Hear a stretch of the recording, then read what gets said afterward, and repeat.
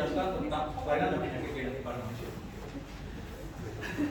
Pertama-tama kita harus mengetahui terlebih dahulu apa yang menyebabkan terjadinya kelainan dan penyakit genetik pada manusia.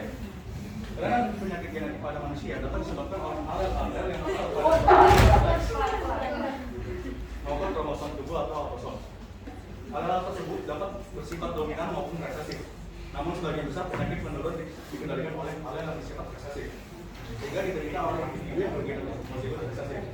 Sementara itu dalam keadaan heterozigot, individu tersebut normal, tetapi berpeluang menurunkan sifat karier.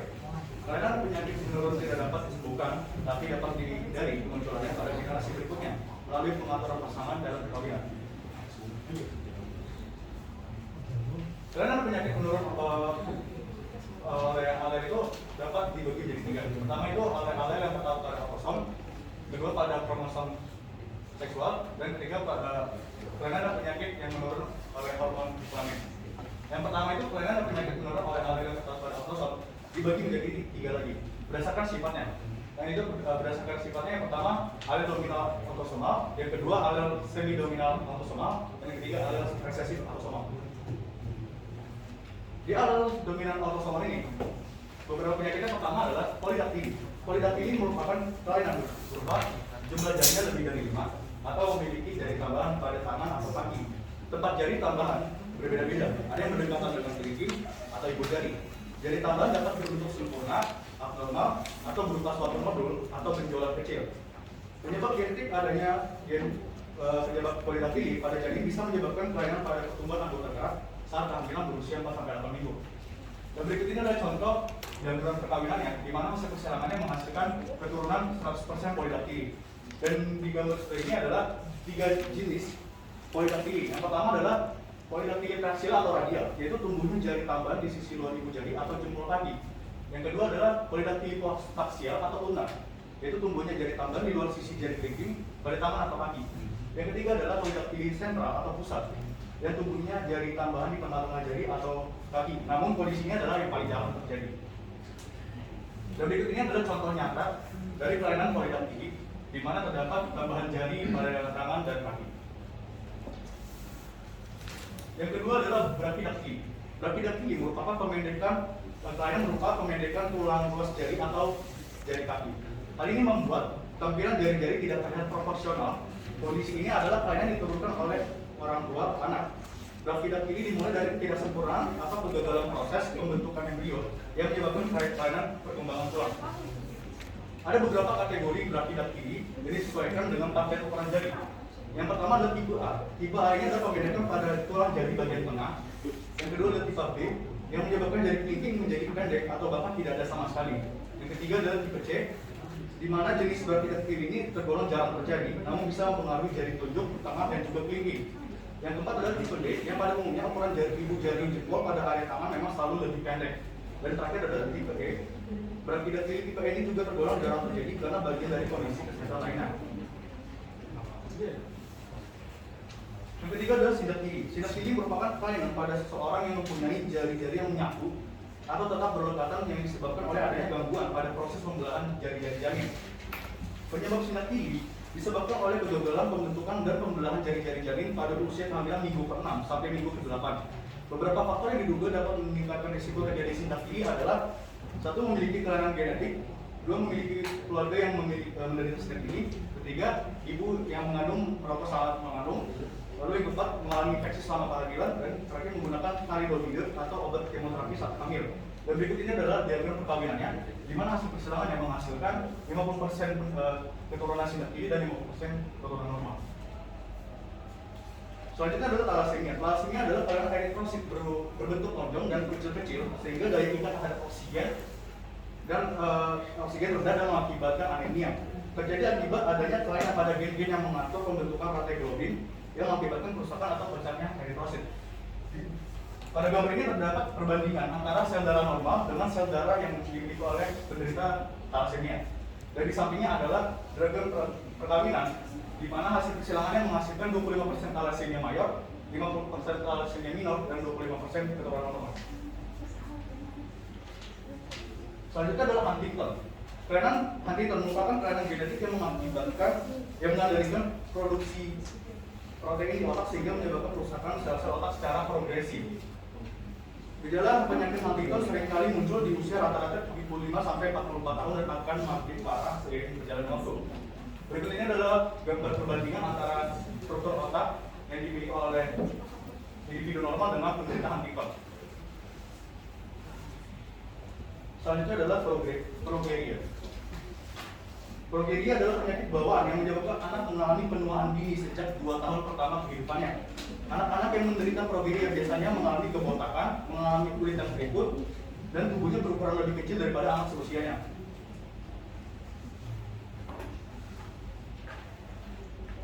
Selanjutnya adalah achondroplasia. Achondroplasia merupakan gangguan pertumbuhan tulang yang ditandai dengan ukuran anggota tubuh yang tidak proporsional dan kerdil. Rata-rata tinggi badan penderita achondroplasia dewasa adalah 131 cm pada laki-laki dan 124 cm pada perempuan. Meskipun memiliki kondisi fisik yang berbeda, penderita achondroplasia memiliki tingkat kecerdasan yang normal seperti orang normal pada umumnya. Selanjutnya adalah hyperkeratosis. Hyperkeratosis merupakan kondisi kulit menebal. Kondisi ini biasanya muncul di bagian tertentu, misalnya telapak kaki atau meluas di seluruh tubuh. Penyebabnya, hyperkeratosis ini disebabkan oleh gesekan atau tekanan yang berlebihan pada kulit, lalu iritasi pada kulit, misalnya akibat paparan bahan kimia atau tekanan pada kulit. Lalu ada disebabkan oleh kelainan genetik, peradangan, infeksi, serta paparan sinar matahari. Kemudian setelah itu adalah sindrom Marfan. Sindrom Marfan ini merupakan gangguan genetik yang menyerang jaringan ikat seperti tulang sejati, tulang rawan, ligamen, tendon, dan lain-lain. Kebetulan Marfan ini merupakan salah satu bawaan sejak lahir juga, yang biasanya baru terdeteksi saat usia remaja. Biasanya yang paling bisa kita lihat dari penderita Marfan ini adalah tangan dan jarinya yang panjang dan kecil, perawatan tubuh tinggi dan kurus, dan juga sering terjadi kelainan tulang belakang seperti kifosis, skoliosis, atau hemivertebra. Ada juga tulang skapulanya yang bersayap, tulang dada seperti burung. Setelah itu ada juga sindrom Hansu atau autosomal dominant compelling teleophthalmic outburst syndrome, yang merupakan keadaan bersih yang kronis yang biasanya terjadi karena kita melihat ke matahari atau cahaya.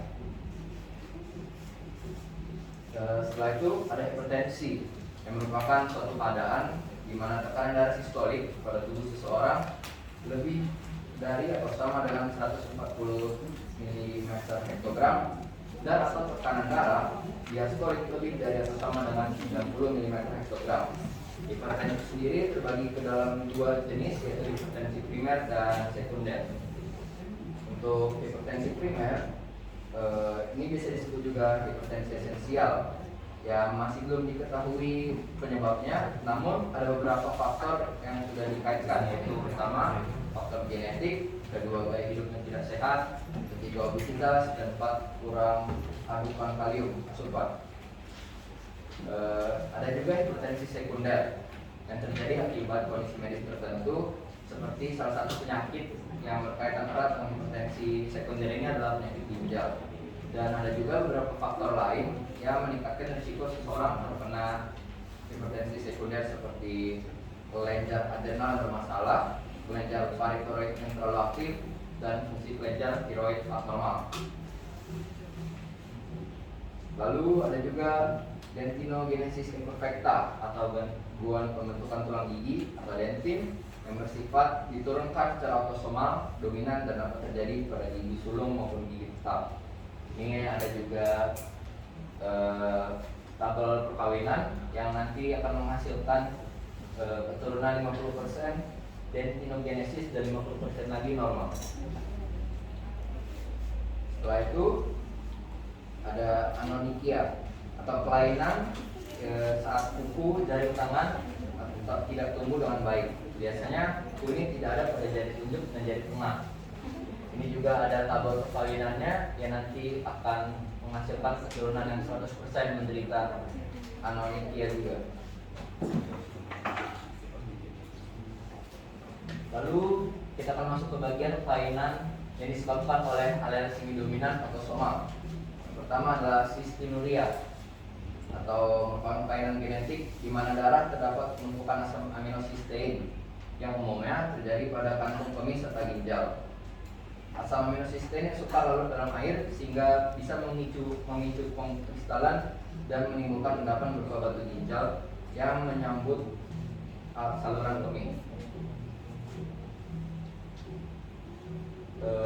Lalu kita masuk ke kelainan yang disebabkan oleh allele resesif autosomal. Yang pertama adalah albino. Ini adalah kondisi sejak lahir yang menyebabkan pengidapnya mengalami kekurangan melanin atau sama sekali tidak memiliki pigmen tersebut. Oleh itu, warna kulit, rambut, dan mata pada pengidap albinisme berwarna pucat dan cenderung putih. Penyebab albino ini adalah biasanya karena tubuh tidak mempunyai enzim tirosinase yang mengubah tirosin menjadi melanin skins. Terbentuk kombinasi rambut putih, mata kemerahan, dan kulit sangat cerah. Lalu terdapat gangguan mental yang terjadi akibat ketidakmampuan tubuh membentuk enzim fenilanin hidroksilase yang mengubah fenilanin menjadi tirosin. Penderita dapat lahir dari pasangan suami istri yang normal carrier atau bergenotipe heterozigot. Gejala gangguan mental antara lain kebodohan, reaksi refleks lambat, rambut dan kulit kekurangan pigmen, dan jarang mempunyai keturunan. Pada umumnya juga berumur pendek. Kemudian siklemia. Siklemia adalah kelainan genetik yang menyebabkan bentuk sel darah merah menjadi tidak normal. Tidak normalnya bentuk sel darah tersebut mengakibatkan pasokan darah yang sehat dan oksigen di seluruh tubuh menjadi berkurang serta mengakibatkan anemia. Anemia sel sabit disebabkan oleh mutasi gen yang diturunkan dari kedua orang tua dan harus dua-duanya memiliki kelainan genetik ini. Kondisi perwarisan sifat genetik yang demikian disebut resesif autosomal. Berdasarkan diagram yang di samping, ketahui bahwa jika anak hanya mewarisi satu mutasi gen, yaitu hanya dari salah satu orang tua, maka penyakit anemia sel sabit tidak akan terjadi. Namun ia akan menjadi pembawa mutasi gen anemia sel sabit dan dapat mewariskan kelainan genetik ini kepada keturunannya. Kemudian seorang anak terkena anemia sel sabit dari kedua orang tua yang merupakan kadar penyakit ini adalah 25%. Seroderma pigmentosum adalah kelainan pigmentasi yang menyebabkan kulit sangat peka terhadap matahari, timbul bercak-bercak, melepuh, dan lain-lain. Disebabkan oleh mutasi pada gen yang menyebabkan terhambatnya aktivitas bagian DNA yang rusak. Adanya mutasi gen tersebut membuat tubuh tidak mampu memperbaiki atau menggantikan DNA yang rusak akibat paparan radiasi sinar matahari. Kelainan kulit langka ini biasanya diturunkan dari orang tua pada anak secara autosomal resesif. Artinya, meski orang tua tidak ada yang mengalami seroderma pigmentosum, apabila keduanya memiliki mutasi pada gen di atas, risiko anak terkena penyakit ini adalah 25% pada setiap kehamilan. Galaktosemia adalah ketidakmampuan tubuh untuk menghasilkan enzim pemecah laktosa. Pada orang normal, laktosa dipecah menjadi glukosa dan galaktosa yang selanjutnya akan diubah menjadi glikogen melalui proses glikolisis. Kadar galaktosa yang tinggi dalam darah penderita penyakit menyebabkan kerusakan hati, otak, dan mata. Penderita galaktosemia kekurangan nutrisi, diare, dan muntah-muntah. Disebabkan oleh perubahan atau mutasi pada gen yang berfungsi untuk membentuk enzim galaktokinase yang mengubah galaktosa menjadi energi. Mutasi menyebabkan gen-gen tersebut hanya dapat memproduksi sedikit enzim galaktokinase. Akibatnya tubuh tidak bisa mencerna galaktosa dengan baik. Galaktosemia diturunkan dari orang tua kepada anak dalam pola penurunan autosomal resesif. Jika kedua orang tua memiliki gen galaktosemia, risiko anaknya menderita galaktosemia adalah sebesar 25% pada setiap kehamilan. Meski tidak menderita galaktosemia, anak dari kedua orang tua yang memiliki galaktosemia juga dapat menjadi pembawa gen. Risiko anak menjadi pembawa gen adalah sebesar 50%. Fibrosis sistem adalah tidak adanya suatu jenis protein pada membran plasma yang membantu transport ion klorida sehingga konsentrasi klorida di luar sel lebih tinggi daripada di dalam sel. Sistem fibrosis disebabkan oleh mutasi atau perubahan pada gen yang mengatur distribusi garam dalam tubuh manusia. Perubahan gen tersebut membuat kadar garam di dalam keringat meningkat. Kondisi ini menyebabkan lendir di saluran pernafasan, pencernaan, dan sistem reproduksi menjadi kental dan lecet. Penderita menghasilkan lendir di sel-sel tertentu yang kemudian menumpuk dalam pankreas, paru-paru, dan saluran pencernaan makanan. Banyaknya lendir menyebabkan tubuh rentan terhadap infeksi bakteri. Mutasi gen pada penderita fibrosis kistik diturunkan dari kedua orang tua. Jika seorang anak menerima mutasi gen ini hanya dari salah satu orang tuanya, maka ia hanya menjadi karir untuk penyakit sistik fibrosis. Seorang karir tidak menderita sistik fibrosis, tapi dapat menurunkan kelainan ini pada keturunannya. Setelah membahas tentang kelainan dan penyakit menurun oleh alel yang terdapat pada kromosom, sekarang saya akan membahas kelainan dan penyakit menurun oleh alel yang terdapat pada kromosom kelamin. Kelainan dan penyakit menurun oleh alel yang terdapat pada kromosom kelamin dibagi menjadi dua, yaitu satu, kelainan yang terdapat pada kromosom X, dan dua, kelainan yang terdapat pada kromosom Y. Pada kelainan yang terdapat pada kromosom X terdapat beberapa kelainan sebagai berikut. Yang pertama, buta warna. Disebabkan oleh kelainan pada sel-sel kerucut mata sehingga tidak dapat mengenali warna tertentu. Buta warna dibedakan menjadi dua macam, yaitu buta warna total sehingga hanya melihat warna hitam dan putih, serta buta warna parsial. Misalnya buta warna merah, buta warna hijau, dan buta warna biru. Karakteristik genetis buta warna yaitu satu, bersifat resesif, dua, terdapat pada kromosom X sehingga laki-laki buta warna akan menurunkan sifat buta warnanya hanya kepada anak perempuannya. Berikut adalah contoh diagram perkawinan yang hasil persilangannya 50% normal, 25% normal karir, dan 25% buta warna. Dan hemofilia. Hemofilia merupakan kelainan berupa darah yang sukar membeku apabila terjadi luka. Darah penderita hemofilia tidak memiliki zat anti hemofilia globulin sehingga tidak mampu membentuk tromboplastin. Tromboplastin merupakan substansi dalam pembekuan darah. Karakteristik genetis hemofilia yaitu satu, bersifat resesif dan terdapat pada kromosom X. Dua, wanita bergenotik homozigot bersifat letal sehingga tidak pernah ada di dunia. Berikut adalah contoh diagram perkawinan yang hasil persilangannya 25% wanita normal karir, 25% wanita hemofilia, 25% laki-laki normal, dan 25% laki-laki hemofilia. Kemudian distrofi otot. Distrofi otot merupakan kelainan tidak adanya satu jenis protein otot distrofin sehingga otot melemah dan kehilangan keseimbangan badan. Disebabkan oleh kelainan genetik atau mutasi pada gen yang bertugas mengatur fungsi dan membentuk struktur otot. Mutasi gen tersebut menyebabkan gangguan pada produksi protein yang dibutuhkan tubuh untuk membentuk otot dan menjaga fungsi otot dengan baik. Distrofi otot lebih sering terjadi pada anak-anak, terutama anak laki-laki. Berikut adalah contoh diagram perkawinannya yang hasil persaingannya 50% wanita normal karir dan 50% laki-laki distrofi otot. Setelah kelainan pada distrofi otot, kita akan membahas tentang sindrom Fragile X. Sindrom Fragile X juga dikenal dengan istilah sindrom Martin-Bell yang merupakan keterbelakangan mental akibat terjadinya pelabuhan pada ujung lengan panjang kromosom X. Dan gen penyebab Fragile X itu merupakan gen mutan yang bersifat resesif. Dan penyebabnya itu adalah perubahan atau mutasi pada gen FMR1 atau disebut juga dengan Fragile X Mental Retardation 1 yang terdapat di kromosom X. Wanita dan sindrom Fragile X juga dapat menurunkan kondisi ini ke anak laki-laki atau anak perempuan. Sementara pria yang menderita sindrom Fragile X hanya bisa menurunkan kondisi ini pada anak perempuan. Selanjutnya adalah sindrom Lesch-Nyhan. Sindrom Lesch-Nyhan adalah suatu kondisi yang ditandai dengan adanya kelebihan asam urat dalam tubuh yang disebabkan oleh kekurangan enzim HGPRT atau glycosanthine guanine phosphorylation transferase.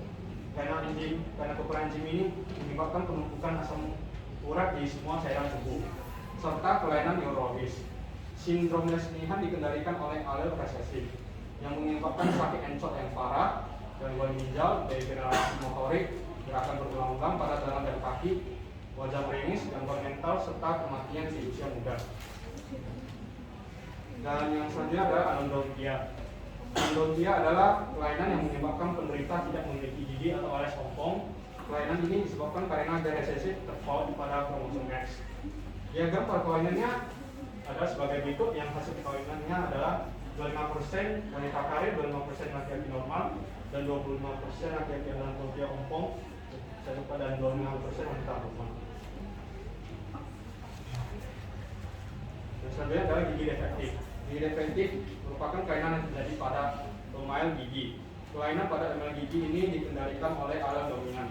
Laki-laki yang memiliki satu gen dominan atau hemizigot memiliki derajat gangguan email yang lebih parah daripada wanita yang memiliki satu gen dominan atau hemizigot. Hemizigot adalah genotipe yang mengandung gen tunggal tidak berpasangan. Contohnya laki-laki XY. Setelah membahas tentang kelainan yang tertaut pada kromosom X, sekarang saya akan membawa kelainan yang tertaut pada kromosom Y. Pertama itu hypotrichosis. Apa itu hypotrichosis? Hypotrichosis adalah kelainan berupa tumbuhnya rambut yang sangat lebat, bahkan bisa sampai menutupi seluruh tubuh, termasuk wajah, sehingga penderita terlihat seperti manusia serigala. Usia tumbuhnya rambut beraneka ragam, ada yang sejak lahir atau masa pertumbuhan. Penyebab munculnya hypotrichosis sampai sekarang belum diketahui secara pasti. Namun para ahli menduga kondisi ini terjadi akibat adanya mutasi genetik yang merangsang pertumbuhan rambut menjadi berlebihan. Selain itu, ada juga faktor lain yang berpotensi memicu terjadinya hypotrichosis, yaitu pertama ukuran biji, kedua gangguan makan seperti anoreksia nervosa, tiga penyakit tertentu seperti kanker, akromegali, HIV.